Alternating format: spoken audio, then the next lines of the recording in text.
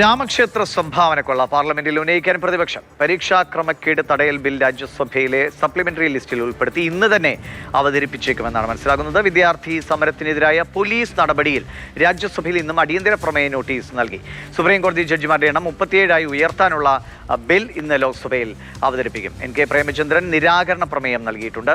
P. Basant വിവരങ്ങളുമായിട്ടുണ്ട്. Basant, ഇന്ന് സഭയിൽ ആദ്യം ഏത് വിഷയമായിരിക്കും കത്തിക്കയറാൻ സാധ്യത? ഇപ്പോൾ അയോധ്യ പ്രശ്നമുണ്ട്, മറ്റ് വിഷയങ്ങളുമുണ്ട്. എന്താണ് പ്രതിപക്ഷത്തിൻ്റെ ഒരു നീക്കം? അതിനെ എങ്ങനെയാണ് പ്രതിരോധിക്കാൻ ഭരണപക്ഷം ഒരുങ്ങുന്നത്?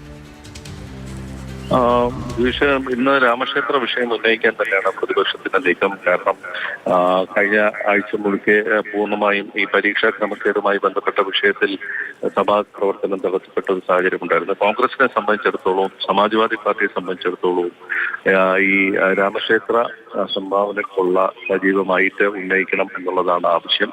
ഇത് ആദ്യത്തെ അജണ്ടയായിട്ട് എടുക്കണമെന്നുള്ള തീരുമാനമായിരുന്നെങ്കിലും പിന്നീട് ഘടകകക്ഷികളുടെ, ഇന്ത്യ സഖ്യത്തിലെ മറ്റ് കക്ഷികളുടെ സമ്മർദ്ദത്തിന് വഴങ്ങി പരീക്ഷാ പേപ്പർ ചോർച്ചയുമായി ബന്ധപ്പെട്ട സമരവും മറ്റും എടുക്കാൻ തീരുമാനിക്കുകയായിരുന്നു. ഏതായാലും ഇന്ന് ഇതിന്റെ തുടക്കം എന്നുള്ള നിലയിൽ ഇന്ന് പാർലമെന്റിലെ മഗർദ്വാറിൽ പ്രതിപക്ഷം ഒന്നടങ്കം ഈ സംഭാവന കൊള്ളയിൽ പ്രതിഷേധം നടത്തും. അത് കഴിഞ്ഞ് തുടർന്ന് ഈ വിഷയം സഭയിൽ ഉന്നയിക്കാൻ തന്നെയാണ് ആ തീരുമാനം.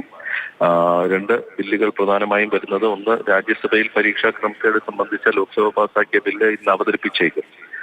റിവൈസ്ഡ് ലിസ്റ്റിൽ ഇല്ലെങ്കിലും സപ്ലിമെന്ററി ലിസ്റ്റായിട്ട് ഇത് കൊണ്ടുവന്നേക്കും എന്നുള്ള സൂചനയാണുള്ളത്.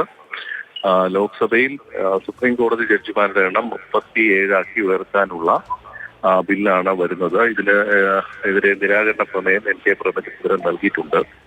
ഏതായാലും ഇന്ന് രാമക്ഷേത്ര കൊള്ളയുമായി ബന്ധപ്പെട്ട വിഷയത്തിൽ സഭാ നടപടികൾ തടസ്സപ്പെടാനാണ് സാധ്യത എന്നാണ് മനസ്സിലാക്കുന്നത്. ഇന്ത്യ സഖ്യത്തിന്റെ യോഗം ഇപ്പോൾ മല്ലികാർജ്ജുന ഖാർഗെയുടെ വസതിയിൽ ചേർന്നുകൊണ്ടിരിക്കുകയാണ്.